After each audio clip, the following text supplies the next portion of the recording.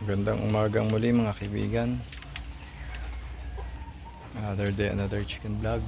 At ngayon po ay nandito tayo sa loob ng isa nating kulungan. Dahil nag-ano po tayo. Yan po, susunog po tayo ng uling. Gagawin po nating apog. Yan. Dahil may nakita po tayo sa ating mga alagang manok na mga lice, mga kuto, at para po hindi na po lumala ay atin po silang paliliguan itong apog. Hindi po tayo makapag sunog dito sa labas dahil umuulan pa rin po ngayon, kaya dito po tayo sa loob. Yan, katulad po, pinabayaan ko po siya kagabi na nandito. Yan, ito po ay yung ating kaso hindi pa po ito magagamit, sobrang init pa. Mga siguro mamaya po tanghali update ko kayo pagka sinimulan natin paliguan yung ating mga manok nito. Hindi po tayo makakapagpaligo ngayon dahil malamig po panahon. Sisipunin ng ating mga alaga. Mas mainam na itong gawin nating dust bath na lang to. At maya maya pagka hindi naman sobrang init, tatry agad natin sa ating mga alagang manok para mamatay yung mga masuffocate yung mga lice, mga kuto. Yan. Makita nyo, ginawa natin tong isang lumang kaldero. Yan. Dahil para pure maipon sila dyan. Yan, sabi ko hindi po tayo makakapag dito. Tatapos lang po uli ng ulan. Yan, tumutulo-tulo pa. Bale, gawain naman po natin to, routine po natin to na talagang magpaligo ng abo sa ating manok, lalo na pagka ganitong hindi magandang panahon, hindi sila maliliguan, para po makontrol natin yung mga parasites. Yan. Ito naman po mild lang, mga mild pa lang po sila, pero nakitaan ko na po sila para hindi na po sila lumala. Ito. Yan. Meron din. Tapos yung dalawa sa likod natin. Ito lang pong dalawang tong wala. So gagawin natin, lilinisin natin uli yung kulungan. Baka magsunog tayo sa loob ng kulungan para mainit mamatay ang mga parasites.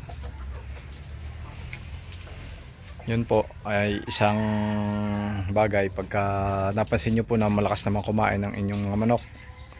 At pag hinipo nyo o tinimbang nyo, hindi sila tumataba at namumutla yung kanilang mga palong, tingnan nyo na po agad ang kanilang mga balahibo at sigurado po na may mga kuto yan. Kaya inyo na po agad gamutin kung hindi nyo po mapapaliguan at masama ang panahon. Ganito po ang gawin nyo, yung pinagsunugan po sa mga dirty kitchen. Yan po, yung sa mga gatong wood ash. Ayan po ay napakabisa dahil nasusuffocate po nila yung mga kuto. Ayaw nila sa ganyan at mapapatay po nila yon, pati yung kanilang mga itlog. Hintayin lang po natin na medyo bumaba yung init niyan, tapos gagamitin na natin. So yan po, update ko na lang po kayo mamaya. So ito mga kaibigan, yung isa sa pinaka madami kuto. Kaya paliliguan natin siya ng natin siya ng apog.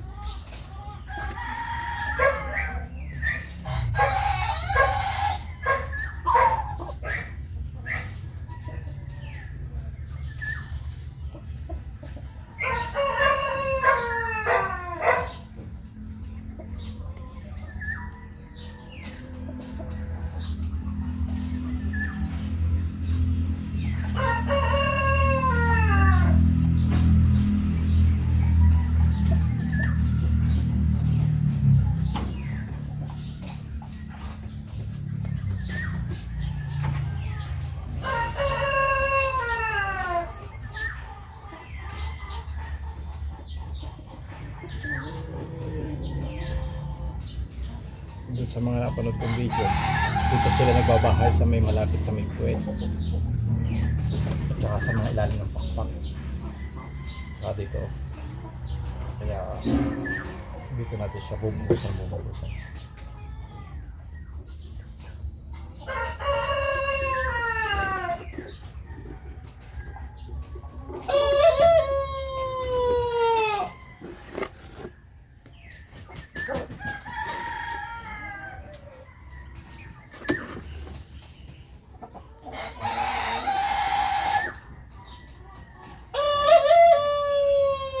Ito po yung kagandahan pagka nag-monitor kayo ng timbang.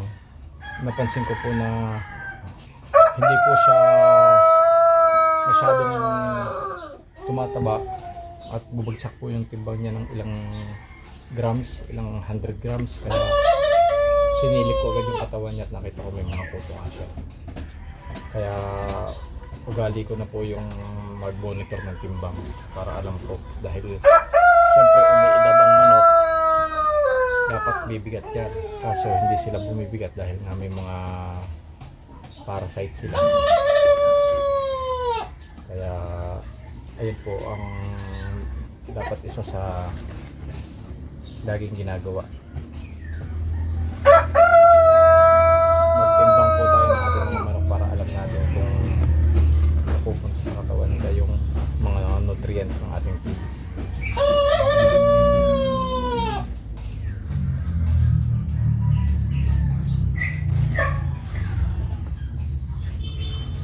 Sa ganito pong paraan masusuffocate po yung puto.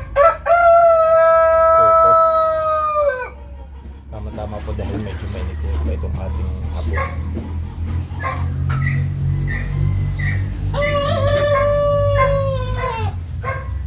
Kumapit na po yan sa ano nila, balahibo.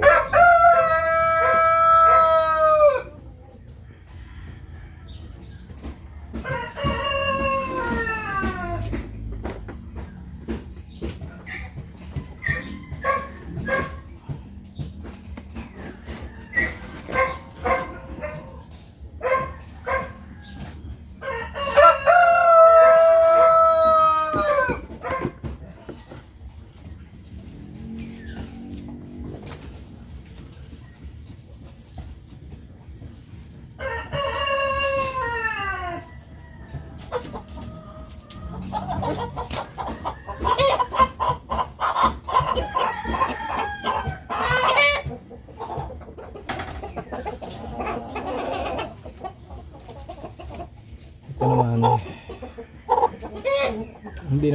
hindi naman siya masyadong infested, halos wala to eh. Yan.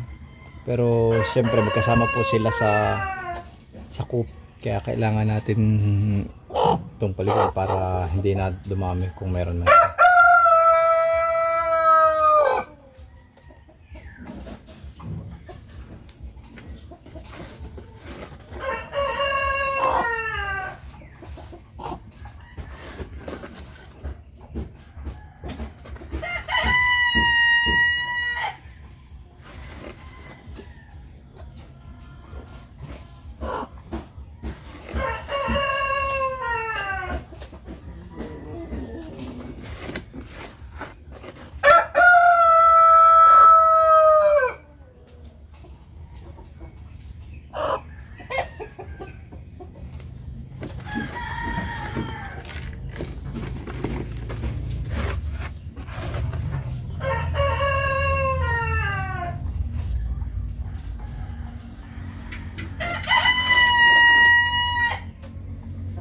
Bata pa po ito kaya madaling hawakan, mga nasa 3 months pa lang po sila. Mag-aalos, mag-2 kilos pa lang sila, kaya magaan pa sila. Hindi katulad ng ibang malalaki na kailangan talaga 2 kamay ang hawak.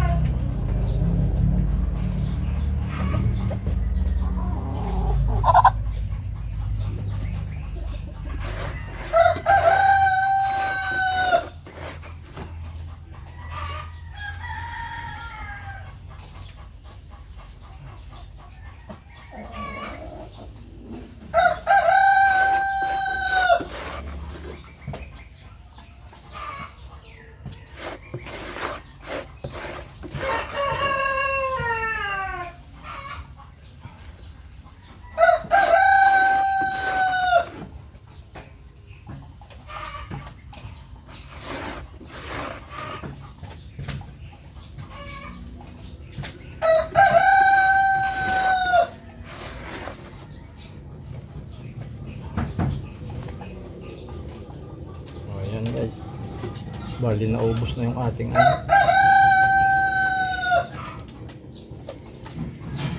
Naubos na yung ating abuka, konti na. Kailangan natin maghintay na ano yung ating sinusunod doon. Putulin muna natin yung video dito guys. Update ko na lang uli kayo mamaya. Salamat. Ayun po mga kaibigan. Bale simula din tayo dito magpabaga ng uling para mainitan yung lupa, tsaka para mabilis yung pag-produce natin ng apog. Medyo matagal-tagal yan, hintayin natin ng tanghali. So meron pa po tayong bale 4 pa na paliliguan, kaya kailangan natin ng madami-dami pang apog. At mukhang uulan na po ulit. Ano? Mukhang uulan na naman. Kaya hanggang dito na lang muna mga kaibigan ang ating video for today. Baka bumili rin ako ng uling dito sa kapitbahay dahil mukhang kukulangin tayo. So ingat po ang lahat. God bless us all. At see you next time. Salamat po.